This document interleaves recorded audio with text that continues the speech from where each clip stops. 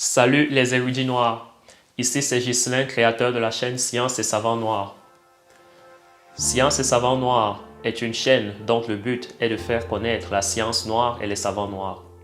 Savez-vous que plusieurs siècles avant notre ère, les Noirs en Afrique savaient déjà repérer la position des astres et étaient ainsi capables aussi de créer des calendriers leur permettant de se repérer dans le temps, avec une précision pour le moins impressionnante, et ce, sans les moyens dont nous disposons aujourd'hui, plus de 2000 ans plus tard. Par ailleurs, les scientifiques noirs et savants noirs ont contribué de manière remarquable à la science mondiale dans tous les domaines possibles et imaginables.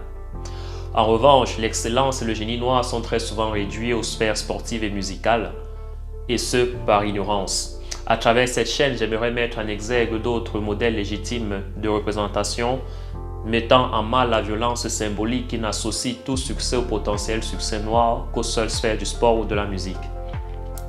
Alors, à travers la vidéo d'aujourd'hui, je vais vous parler aussi justement de la science africaine et nous allons parler de l'astronomie noire. Déjà, avant de commencer, il faut dire que scientifiquement, l'Afrique noire telle que considérée aujourd'hui est vue comme un désert. En consultant les meilleurs ouvrages d'histoire des sciences, nulle part vous ne trouverez de référence à un scientifique africain, à une découverte ou simplement un fait de science africaine.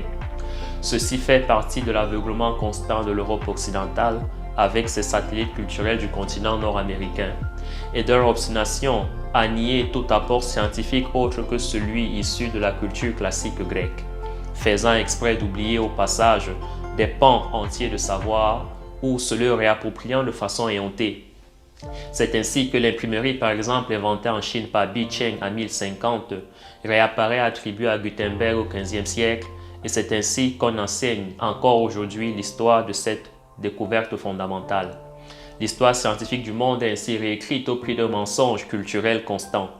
Pour l'Afrique, le peu de textes ou de fragments archéologiques mis à jour a rendu plus facile cette falsification. Seuls des travaux pluridisciplinaires d'avant-garde comme de ceux de Cheikh Anta Diop ont contribué à tirer le continent africain de l'oubli scientifique. Parmi toutes les sciences, l'astronomie est certainement à la fois la plus universelle et la plus ancienne. Dans un immense continent comme l'Afrique, il est totalement impensable que des hommes n'aient pas entretenu ici comme ailleurs un inventif dialogue avec le ciel. Et pourtant, très peu de traces existent. Dans une terre où la tradition orale a souvent pris le pas sur les textes et les écrits, ce sont les mythes, les récits, voire les espaces, les pierres qui peuvent nous livrer les clés de connaissances anciennes ou plus récentes qui forment la base de la science africaine. Mes très chers érudits noirs, je vous propose dans cette vidéo de parler de l'astronomie africaine. En 1978, Lynch et Robbins de l'État du Michigan ont découvert un observatoire astronomique au Kenya. Il fut daté de 300 ans avant Jésus-Christ. Il fut trouvé au bord du lac Turkana. C'étaient les ruines d'un Stonehenge africain avec d'énormes piliers de basalte comme les souches d'arbres pétrifiés couchés à angle sur le sol. En guise de comparaison, Stonehenge est un monument mégalithique découvert au Royaume-Uni. Le nom de l'endroit avait une sonorité impressionnante, Namoratunga, qui dans la langue turkana signifie le peuple de pierre. Non loin de là, les scientifiques avaient trouvé de telles pierres sur un autre site nommé Namoratunga 2, mais elles se tenaient simplement en cercle autour des tombes. Ce n'étaient probablement que des plaques de pierres cérémoniales marquant les sites des ancêtres. Mais les énormes piliers de Namoratunga 2 étaient différents. Ceux-ci étaient au nombre de 19 et étaient disposés en rangées et posés à des angles tels que le sens d'un ordre précis et significatif frappa immédiatement les observateurs. Lynch et Robbins savaient que les Couchites modernes en Afrique de l'Est avaient un calendrier basé sur l'apparition de certaines étoiles et constellations. Si cela était vrai, ils auraient devant eux la clé de voûte du système, les débuts préhistoriques en fait d'un des calendriers pré-chrétiens les plus précis. Ces deux chercheurs ont donc décidé de vérifier cela attentivement pour voir si les pierres s'alignaient avec l'apparition des étoiles et l'emplacement des constellations qu'elles étaient censées indiquer. Il y a cependant un problème, le monde n'était pas resté à la même place depuis 300 ans avant Jésus-Christ. Depuis ce temps, il y a eu des changements graduels dans l'axe de rotation de la Terre. Ce phénomène d'ailleurs qui traduit ce changement de l'axe de rotation de la Terre au fil du temps s'appelle la précession. Les scientifiques ont pris des dispositions pour cela et ont constaté que leur intuition était correcte. Prenant des observations à divers points de cet ancien observatoire africain, ils ont constaté que chaque pierre était alignée avec une étoile lorsqu'elle s'élevait dans le ciel 300 ans avant Jésus-Christ. Voici un schéma d'ailleurs indiquant les dispositions des pierres trouvées dans Namora-Tunga 2. Prenons par exemple la pierre 18 comme position de vue. À partir de cette position, les scientifiques pouvaient voir l'étoile Bellatrix alignée avec la pierre 17, la constellation Orion alignée avec la pierre 16, l'étoile Sirius avec la pierre 15, Saïf avec la pierre 14, etc. Chaque pierre, sauf une, montrait clairement que ce n'était pas un motif aléatoire, mais qu'une relation définie existait entre les piliers de Namora-Tunga et les étoiles. La seule exception était une pierre trop petite pour être considérée comme ligne de vue. Ces preuves, a conclu l'équipe, attestent de la complexité des développements culturels préhistoriques en Afrique subsaharienne. Cela suggère fortement qu'un système de calendrier précis basé sur le calcul astronomique a été développé au premier millénaire avant Jésus-Christ en Afrique de l'Est.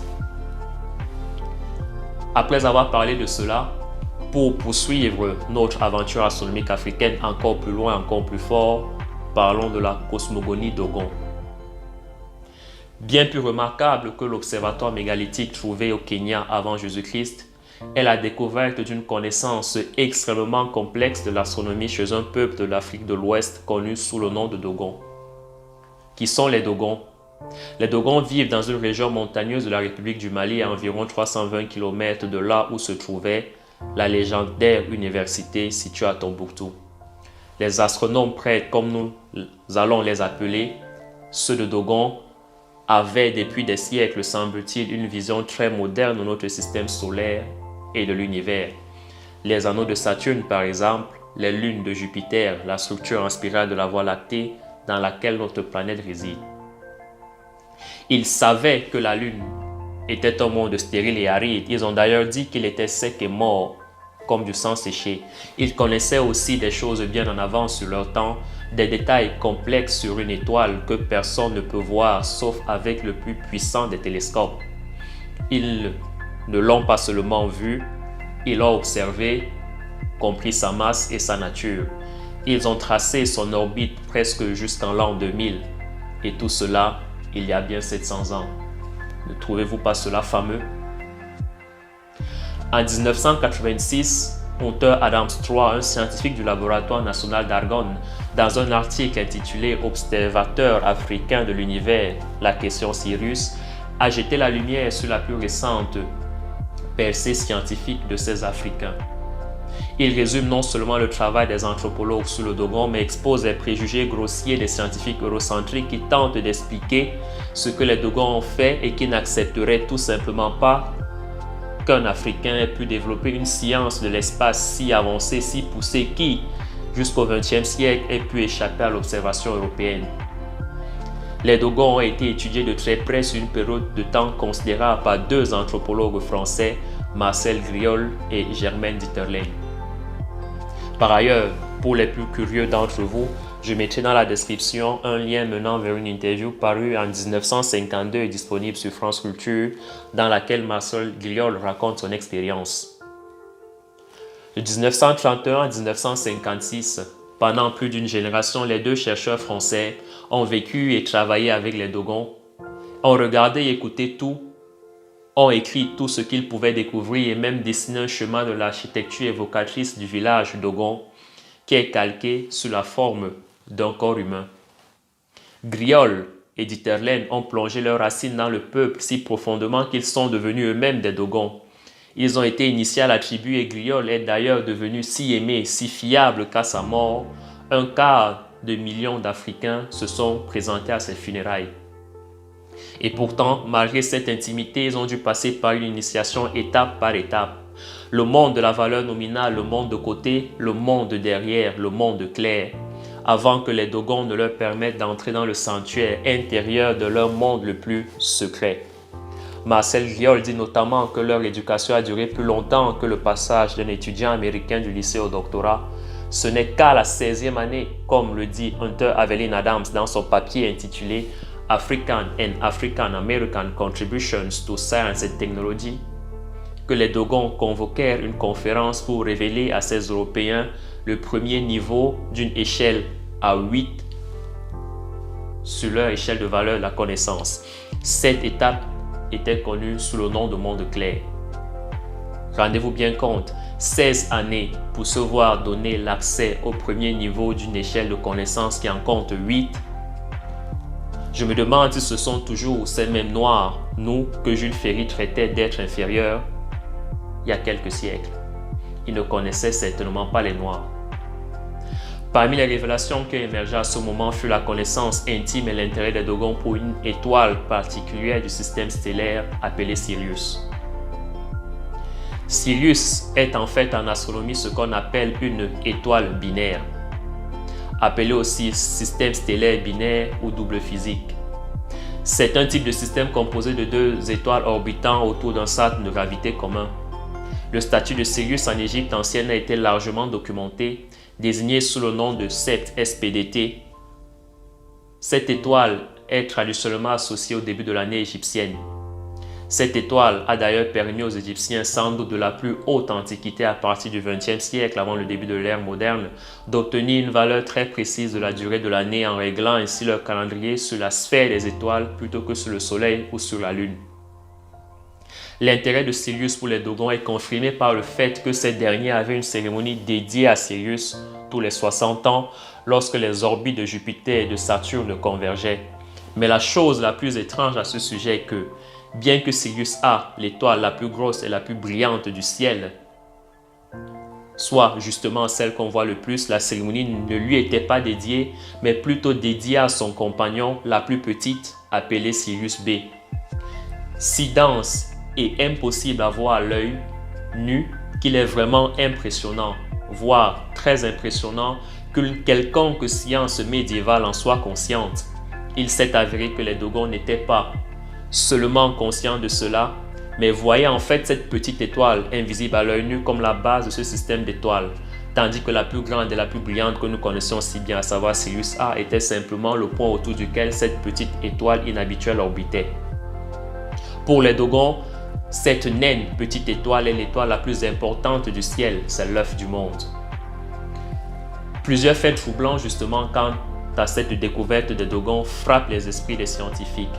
La première chose troublante, les Dogons savaient que cette petite étoile, bien qu'invisible à l'œil nu, a une orbite elliptique autour de la plus grosse Sirius A et prend 50 ans pour se terminer, ce que la science moderne aujourd'hui confirme. Bon, apparemment, d'après cette même science moderne, ce serait Alvan Graham Clark qui aurait découvert cette étoile en 1862. Non, les Dogons en avaient bien conscience il y a plus de 500 ans. Deuxième fait troublant, les Dogons dessinèrent un diagramme montrant le cours de la trajectoire de cette petite étoile jusqu'en 1990. Les projections astronomiques aujourd'hui sont identiques à ces calculs de ce peuple noir. Troisième fait troublant, les Dogons disent que cette minuscule étoile est composée d'un métal plus brillant que le fer et que si tous les hommes de la Terre représentaient une seule force de levage, ils ne pourraient pas la bouger. Une fois de plus, les Dogons avaient vu juste. Afin de mettre les choses en perspective, il s'agit d'une étoile sur laquelle la gravité est 350 000 fois plus importante que sur la Terre. Un homme de 70 kg sur Terre pèserait l'équivalent de 24 500 tonnes sur Sirius B. Aucun homme ne serait ainsi capable de soulever la plus minuscule graine de poussière sur cette étoile. Et aujourd'hui encore, la science moderne confirme justement cette intuition, cette connaissance du peuple Dogon. En astronomie, ce type d'étoile que les Dogons caractérisaient justement est appelé naine. Une naine est si compacte que sa masse peut parfois être bien plus grande qu'une étoile qui apparaît bien plus grande visuellement. Mais les Dogons vont encore plus loin que cela dans leurs observations sur cette étoile au-delà de ce que nous savons maintenant. Ils disent qu'elle a une orbite d'1 an autour de son propre axe. Ils étaient tellement certains de cela qu'ils avaient d'ailleurs l'habitude d'organiser une célébration spéciale, pour cela appelée la célébration du Bado, pour honorer cette orbite. La science moderne n'a pas encore confirmé ou infirmé cette observation. Nous attendons. Pour que les Dogons fournissent de tels détails, quelque chose que seuls les observatoires les plus avancés peuvent détecter aujourd'hui, et le faire avant eux a envoyé des ondes de choc dans le monde scientifique. Hunter Adams cite un certain nombre de réponses d'érudits qui révèlent le plus profond mépris des capacités scientifiques africaines qui dominent encore le monde. Kenneth Brecher, par exemple, du Massachusetts Institute of Technology, a déclaré sans ambiguïté dans un article « Les Dogons n'ont rien à savoir de tout cela ». Brecher suggère que peut-être un prêtre jésuite leur en a parlé. Un autre, Robert Temple, membre de la Royal Astronomical Society de Grande-Bretagne, dans un livre acclamé que je trouve personnellement très burlesque, intitulé The Saros Mystery, spécule que les êtres spatiaux du système stellaire doivent avoir apporté cette merveilleuse connaissance aux Africains. Humilié par les preuves des avancées scientifiques des Égyptiens et des Sumériens qu'il lie avec plus tard les Dogons, Temple affirme par arrogance la civilisation telle que nous la connaissons était en premier lieu une importation d'une autre étoile. Les cultures liées de l'Égypte et du Sumer dans la région méditerranéenne sont simplement sorties de nulle part. Nous savions qu'il y avait beaucoup de monde, mais nous n'avons trouvé aucune civilisation. Des preuves récentes fournies par des archéologues russes, des astronomes chinois, un satellite américain en orbite et un cinéaste français fournissent des explications plus rationnelles de cette percée africaine. Hunter Adams tient à souligner que toute l'approche de la science par les Dogons peut avoir été très différente de l'Occident, un mélange si subtil de l'empirique et de l'intuitif qui leur a permis d'arriver à cette connaissance de diverses manières sans les instruments que nous pensons nécessaires. Il souligne également des aspects de cette connaissance astronomique qu'ils auraient pu acquérir par des observations aiguës et soutenues à l'œil nu. Par exemple, les anneaux de Saturne, les lunes de Jupiter et l'une des étoiles du système Sirius qu'ils montrent dans leurs dessins dans différents états d'émergence. Pour aussi imparfaite qu'elle ait été l'approche ethnologique de cette époque, l'état d'esprit des chercheurs Marcel Griaule et Germain Dieterlen était pour la première fois débarrassé de tout point de vue colonialiste. Cette attitude nouvelle ne leur pas juste attiré de la bienveillance. Et devant la richesse des savoirs Dogons que révélaient leurs études, ils furent souvent sévèrement attaqués pour la rigueur de leurs travaux. Leur intégrité fut même parfois mise en cause lorsqu'ils furent accusés par certains d'avoir inventé leurs sources. Voici ainsi résumé de manière brève une partie de la connaissance stellaire que nos pères ont eue et qui aujourd'hui est tout simplement corroborée par la science à l'aide d'appareils tout aussi sophistiqués les uns que les autres et bien sûr utiles, mais qui ne sauraient masquer l'intuition et les révélations précédentes faites par le peuple noir. Et pour finir, je terminerai par cette citation de Cheikh Anta Diop en disant « Combien est impropre quand au fond la notion, si souvent ressassée, d'importation d'idéologies étrangères en Afrique. Elle découle d'une parfaite ignorance du passé africain. Autant la technologie et la science moderne viennent d'Europe, autant dans l'Antiquité, le savoir universel coulait de la vallée du Nil vers le reste du monde, et en particulier vers la Grèce, qui servira de maillon intermédiaire. Par conséquent, aucune pensée, aucune idéologie n'est par essence étrangère à l'Afrique, qui fut la terre de son enfantement. Alors, si tu as aimé cette vidéo, cher érudit, n'hésite surtout pas à la liker, à la partager et à mettre des commentaires quant à ce que tu penses et aussi probablement des suggestions quant au thème de prochaines vidéos que je pourrais ajuster en fonction de vos commentaires. Une fois de plus, je te dis merci cher érudit noir et n'hésite surtout pas à parler de la chaîne tout autour de toi. Merci et à bientôt dans quelques jours pour la prochaine vidéo. Ciao!